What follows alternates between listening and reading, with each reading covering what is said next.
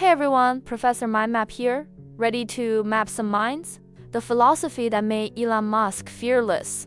What if I told you that the same ancient philosophy that helped the Roman emperor conquer nations is the exact framework that helps Elon Musk launch rockets, revolutionize electric vehicles, and quite literally aim for Mars? Today we're mapping out how Stoicism, yes, that 2,000-year-old philosophy, creates the kind of fearlessness that builds empires, whether they're in ancient Rome or on the bleeding edge of technology.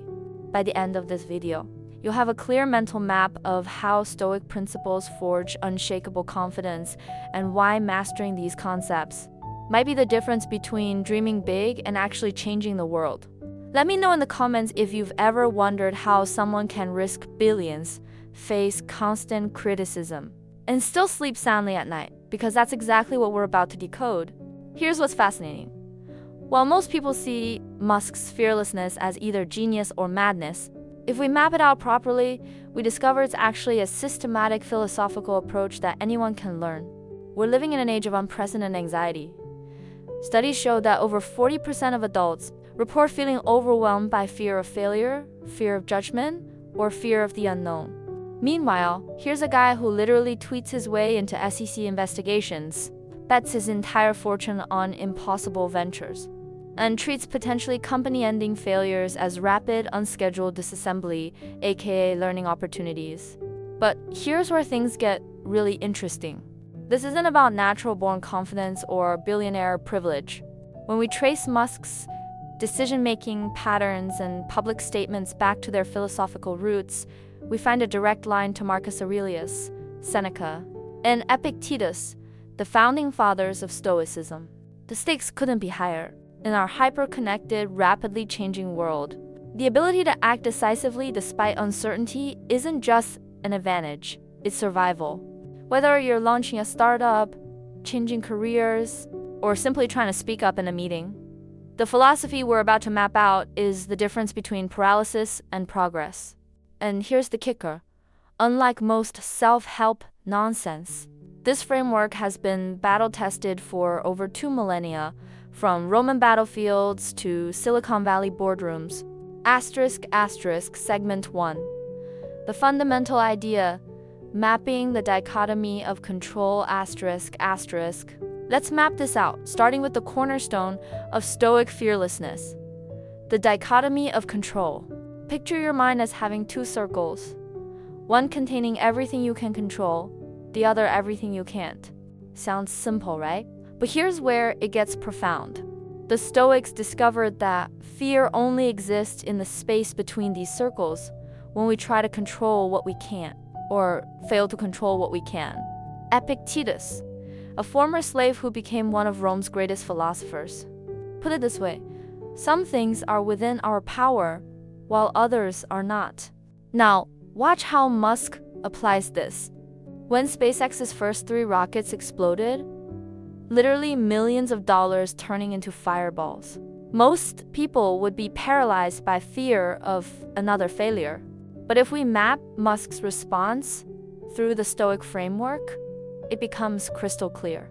He can't control whether a rocket explodes external, but he can control how quickly his team learns from the failure internal. He can't control whether critics call him crazy external, but he can control whether he lets their opinions influence his decisions internal. Take a moment to think about this in your own life. What are you afraid of right now? I guarantee if we map it out, we'll find you're trying to control something outside your circle. Fear of rejection? You're trying to control someone else's opinion. Fear of failure? You're trying to control outcomes instead of efforts. The Stoics called this fundamental error the source of all human suffering. Marcus Aurelius, while leading the Roman Empire through plague and war, wrote in his private journal, now known as Meditations, "You have power over your mind, not outside events.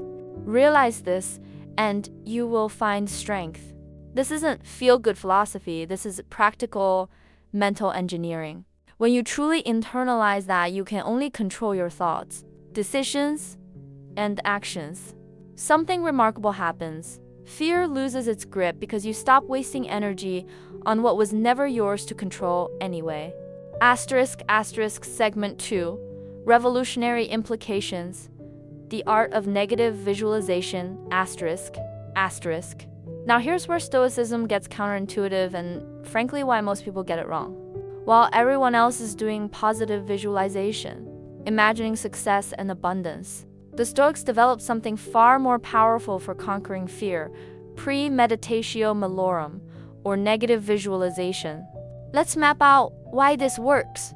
When Musk says he gives Tesla or SpaceX a less than 10% chance of success at the outset, he's not being pessimistic, he's being stoic.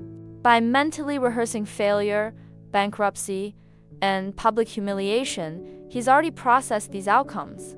Fear thrives on uncertainty and surprise. But if you've already mapped out the worst-case scenario and decided you can handle it, what's left to fear? Seneca, the wealthiest man in Rome, would regularly practice poverty, sleeping on the floor, eating basic food, wearing rough clothes. Why? He wrote, "Set aside a certain number of days, during which you shall be content with the scantiest and cheapest fare, with coarse and rough dress, saying to yourself the while, 'Is this the condition that I feared?'" You can see this perfectly illustrated in Musk sleeping on the Tesla factory floor during production hell. He's not trying to prove he's tough. He's proving to himself that losing comfort won't break him.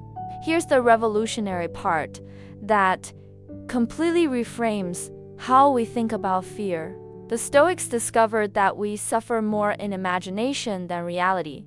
Think about your worst professional fear coming true. Really? Map it out. Lost your job? You'll find another. Business fails? You'll start again with hard-won experience. Public embarrassment? In 6 months, everyone will have moved on to the next scandal. When you actually trace these fears to their logical conclusions, they lose their mythical power.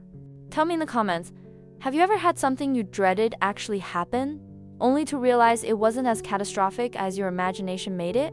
That's premeditatio malorum in action. And it's exactly why Musk can joke about going bankrupt or Mars missions failing. He's already lived through these scenarios mentally and realized they're survivable.